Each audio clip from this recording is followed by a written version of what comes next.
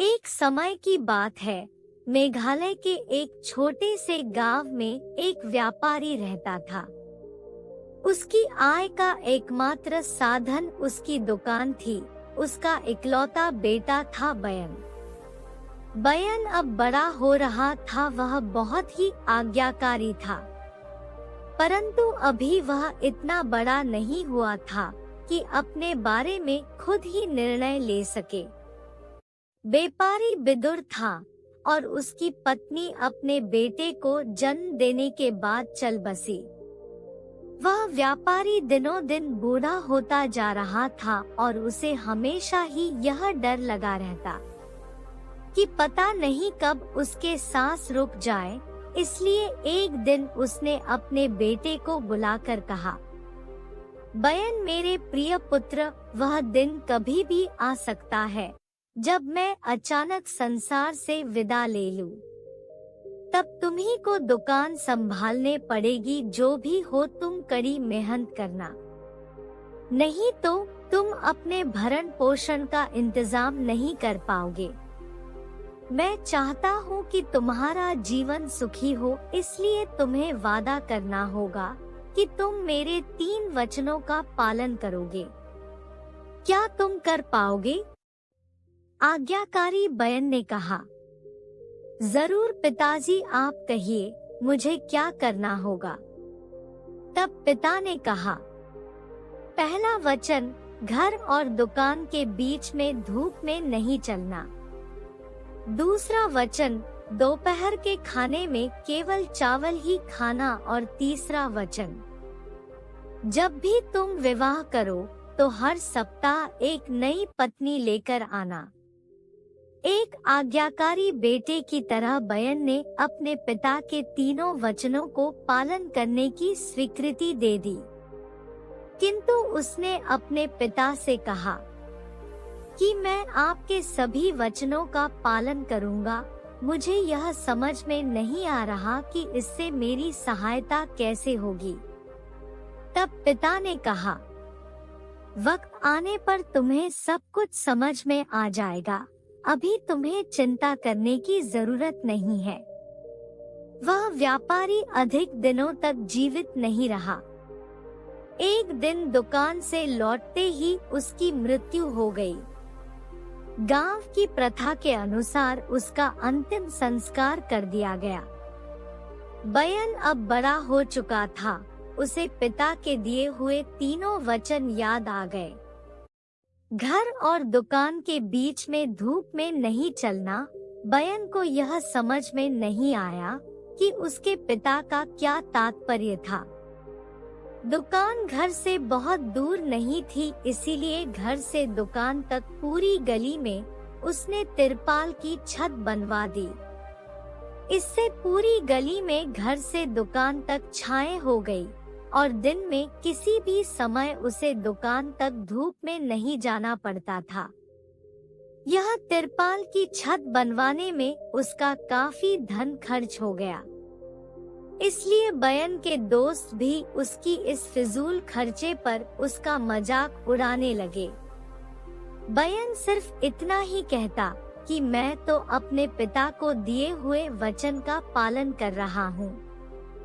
इसके बाद उसे पिता को दिया हुआ दूसरा वचन याद आया कि दोपहर के खाने में सिर्फ चावल ही खाना।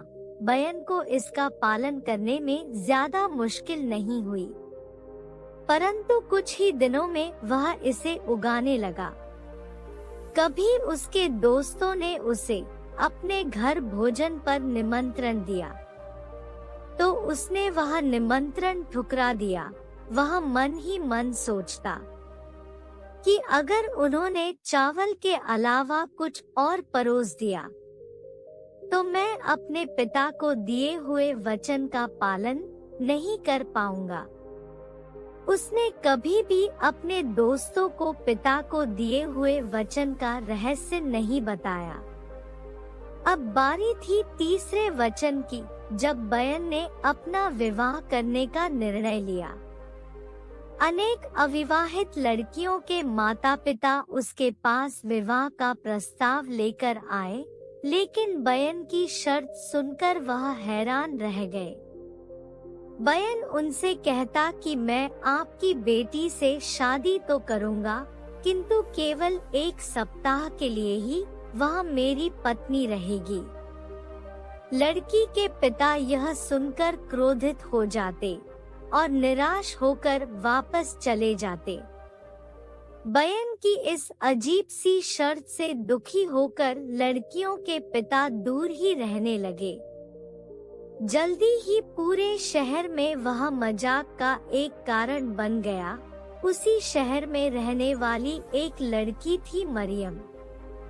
मरियम ने भी बयन की इस अजीब शर्त के बारे में सुना, परंतु वह यह सोचती थी कि वह अपने पिता को दिए हुए वचनों के लिए कितना पक्का है, और वह बयन की इस बात से बहुत प्रभावित भी थी। उसने बयन से विवाह करने का निर्णय लिया और अपने माता पिता से यह बात कही। उसके माता पिता उसकी इस बात से बहुत ही डर गए और बोले, 1 सप्ताह के बाद ही वह तुम्हें निकाल देगा, तो तुम्हारा क्या होगा? बेवकूफी की बातें मत करो मरियम, हम तुम्हारे लिए कोई दूसरा अच्छा लड़का ढूंढ देंगे। मरियम के माता पिता ने बयन को अपने घर पर आमंत्रित किया और उसे मरियम से मिलवाया। मरियम की सुंदरता और उसके मधुर व्यवहार से बयन बहुत ही प्रभावित हो गया। बयन ने मरियम के पिता को अपने तीनों वचनों के बारे में बताया और कहा कि मैं अपने पिता को दिए हुए वादे को कभी नहीं तोड़ूंगा। मरियम ने मुस्कुराते हुए कहा, मैं सब जानती हूँ, आप घबराओ नहीं। बड़ी ही धूमधाम के साथ उन दोनों का विवाह कर दिया गया। बयन के सभी दोस्त शादी में शामिल हुए और मरियम के माता पिता ने भी बड़ा ही धूमधाम से राजसी भोज दिया। तब बयन के दोस्त आपस में बातें कर रहे थे कि कितने दुख की बात है जब 1 सप्ताह के बाद मरियम को वापस जाना पड़ेगा। मरियम ने सप्ताह के 7 दिन अपने पति की खूब सेवा की और उसके साथ बहुत ही प्यार से रही। 7वें दिन दुकान से वापस आने पर बयन परेशान सा दिखाई पड़ने लगा, तो मरियम ने उसे देख लिया, लेकिन वह घर का सारा काम इस तरह करती रही मानो कुछ हुआ ही नहीं। बयन ने मन में सोचा, कल मुझे अपनी पत्नी को निकाल देना है, मैं अपने पिता के दिए हुए वचन को पूरा जरूर करूंगा। परंतु इस विचार से रात भर उसे नींद नहीं आई और वह परेशान ही रहा। सुबह हुई, बयन अपनी दुकान पर जाने के लिए तैयार हुआ तो उसने मरियम से कहा, क्या तुम तैयार हो मरियम? मरियम ने कहा, मैं आज कहीं नहीं जा रही हूँ। तब बयन ने कहा, मुझे तुम्हें घर वापस ले जाना है। तुम्हें मालूम है कि मैं अपने पिता को वचन दिया था, मैं उसे तोड़ नहीं सकता। तब मरियम ने कहा, कितने मूर्ख हो तुम, तुम्हारे पिता कितने ज्ञानी और कितने उदार थे। भला सोचो, वह ऐसा कोई भी वचन तुमसे क्यों लेंगे जिससे कि शहर भर में तुम्हारा मजाक बने। तब बयन ने कहा, तुम्हारा क्या मतलब है मरियम?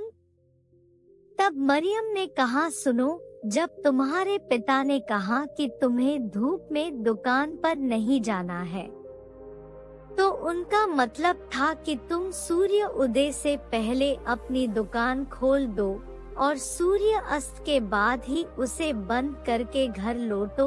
वह चाहते थे कि तुम सारा दिन दुकान पर कम करो, पर तुमने क्या किया? तुमने घर से दुकान तक पूरी गली में तिरपाल की छत लगवा दी और कितना सारा धन बर्बाद कर दिया।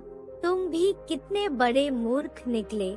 मरियम थोड़ी देर के लिए चुप रही और फिर से बोली, उन्होंने कहा था कि दोपहर में केवल चावल ही खाना।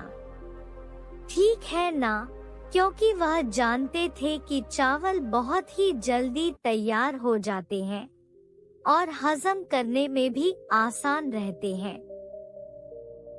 ताकि तुम्हारा हाजमा ठीक रहे और तुम्हारा समय भी बचे, वह नहीं चाहते थे कि तुम अनसंट चीजें खाने की बुरी आदत पालो। परंतु तुमने क्या किया? तुमने अपने दोस्तों के घर भोजन के निमंत्रण को ही ठुकरा दिया। अब बयन पूरे ध्यान से उसकी बातें सुनने लगा। वह जानना चाह रहा था कि तीसरी वचन के बारे में वह क्या कहेगी। तब मरियम ने उसे समझाया कि तुम्हारे पिता तुम्हें सिर्फ यह बताना चाहते थे कि तुम अपनी बीवी को बहुत ही प्यार से देखो और उसे बहुत ही प्यार से रखो। यदि तुम अपनी पत्नी को उतने ही प्यार से हर रोज देखोगे जैसा कि तुमने उसे पहले दिन देखा था, तो हर रोज वह तुम्हें एक नई पत्नी लगेगी। उनका सीधा सा मतलब यह था कि पति पत्नी में ऐसा प्यार बना रहे कि उन्हें हर दिन नया दिन लगे। मरियम की बातें सुनकर बयन खुशी से मुस्कुरा उठा और उसने कहा, मरियम, तुम तो मेरी उम्मीद से भी ज्यादा बुद्धिमान हो। मैं अब तुम्हें कभी भी तुम्हारे घर वापस नहीं भेजूंगा और तुम हमेशा के लिए मेरी प्यारी पत्नी बनकर रहोगी। बयन और मरियम 8वें दिन से प्यार और सुख के साथ सदा के लिए एक साथ रहने लगे।